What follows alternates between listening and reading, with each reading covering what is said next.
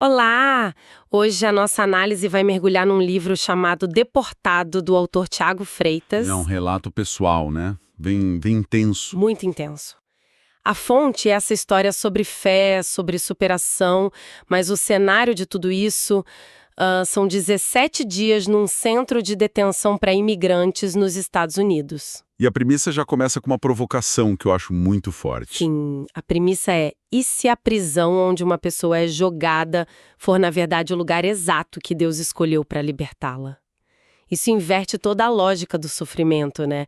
Em vez de ser só uma vítima, o autor se coloca como protagonista de um plano maior. Exato. E a nossa missão aqui é essa. É tentar entender como uma entrevista de imigração que parecia só burocracia vira uma jornada de desumanização e, no fim, de renascimento. E antes de entrar na história dele, o livro dá um contexto que eu acho importante. Ele cita dados da ACNUR, a Agência da ONU para Refugiados, Isso. que projeta mais de 123 milhões de deslocados forçados no mundo até o fim de 2024.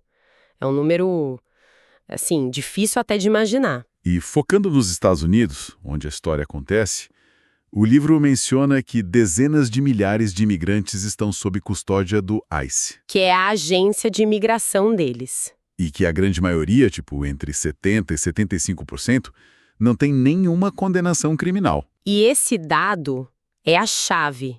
Ele mostra que a história do Tiago não é, no caso, isolado.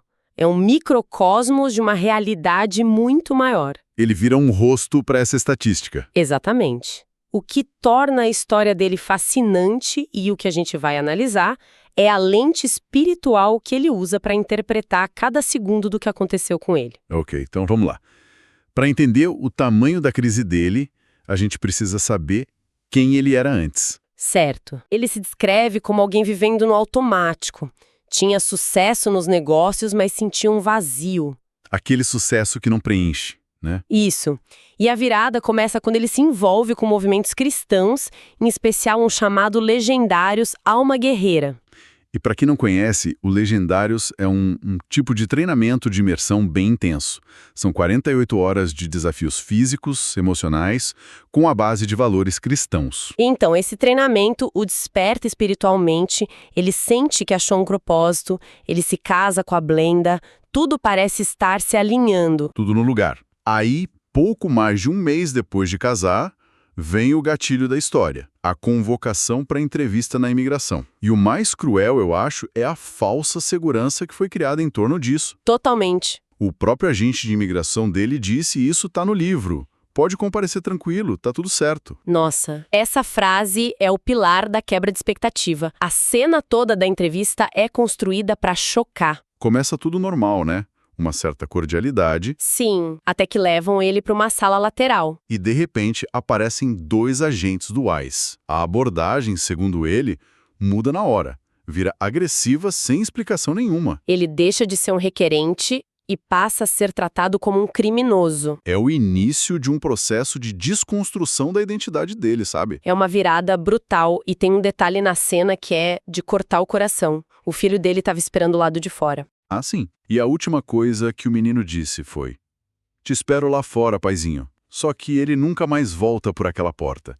Ele é levado por uma porta dos fundos, algemado. Num veículo descaracterizado. Ele descreve como uma armadilha silenciosa, feita para não alertar os outros que ainda estão entrando pela porta da frente. E dentro do carro ele encontra outro homem na mesmíssima situação, preso ao tentar regularizar os papéis para a filha, que já era cidadã americana. O que reforça aquele dado do começo. Exato. O sistema não parece focado só em quem tem histórico criminal. A sensação de armadilha, de injustiça, é o que alimenta tudo o que vem depois. E essa sensação só piora quando ele chega no centro de detenção, né? A descrição que ele faz do lugar é cinematográfica. Ele fala de luzes frias, portões de aço pesados, corredores blindados. É uma arquitetura feita para intimidar. O processo de desumanização é imediato. Tiram os cadarços, o cinto, a aliança de casamento. Coletam digitais DNA. Naquele momento, ele deixa de ser o Tiago Freitas, empresário, marido, e vira só um número. E o número que ele recebe é o 669. 669. Espera aí. Ele é jogado nesse ambiente, perde tudo que o identifica e a primeira coisa que o sistema dá para ele é um número que ele imediatamente associa ao 669. É impressionante a rapidez com que ele faz essa conexão. Em vez de se desesperar, ele enquadra a situação. Ele transforma um número burocrático num símbolo de uma batalha espiritual. Então, na cabeça dele, a luta deixa de ser contra o ICE, um sistema gigante e impessoal. E passa a ser contra forças espirituais. Isso dá a ele um outro tipo de agência, uma sensação de que ele pode lutar de volta mesmo preso. Para todo mundo ali, ele é o 669 Brasil. Mas, para si mesmo, ele se torna um guerreiro num teste de fé. É um mecanismo de sobrevivência psicológico muito poderoso. Ele nomeia a luta para não ser esmagado por ela. E o lugar era projetado para esmagar, o Cromwell North Processing Center. Ele descreve a cela como fria, de concreto, sem relógios, sem janelas. O tempo para de ser cronológico, né? E vira, como ele mesmo diz, existencial. E ao redor dele, o que ele vê é desolador. Outros detentos tendo crises de pânico, surtos, homens que ele descreve como desligados como zumbi. E ele admite que também chegou perto do colapso. Mas é nesse momento que ele se agarra nas ferramentas que tinha. Começa a orar o Salmo 23, a lembrar do lema do Legendários. Homens inquebráveis. E tem um simbolismo forte no uniforme. O laranja, que no treinamento dele era cor de honra, na prisão é o símbolo da vergonha. Mas ele decide ressignificar isso também. E essa decisão de ressignificar muda tudo. Ele para de focar no próprio sofrimento e começa a agir. Começa a servir. Se voluntaria para a limpeza, para ajudar a distribuir as refeições. Ele segue outro lema que aprendeu: deixar os lugares melhores do que os encontramos. O que é totalmente contraintuitivo, né? No lugar de maior impotência, a escolha dele é servir. E é daí que surge um tipo de liderança, né? Sim, uma liderança que nasce da vulnerabilidade. Ele não lidera pela força, mas pelo serviço, pela empatia.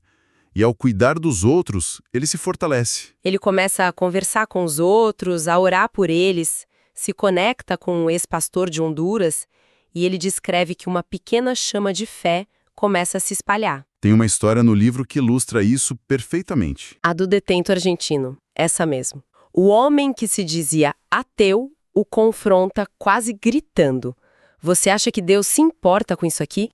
E a resposta dele é de uma simplicidade que desarma. Totalmente. Ele não entra em debate teológico. Não. Ele só diz: se ele não se importasse, eu não estaria aqui com você agora. E pronto, fim de papo. Ele usa a própria presença, o sofrimento compartilhado, como evidência. É nesse momento que a dor dele vira uma plataforma. E na narrativa dele é a partir dessa mudança de mentalidade que os sinais que ele interpreta como milagres começam a aparecer. Exato. Ele conta um episódio muito marcante.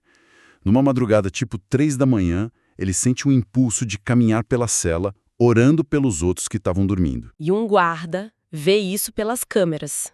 Sim. E mais tarde o guarda vai até ele e diz, segundo o autor: "O Deus que você serve é o mesmo que o meu. E ele me mandou te dizer que vai te tirar daqui." É de arrepiar. E para ele não é coincidência.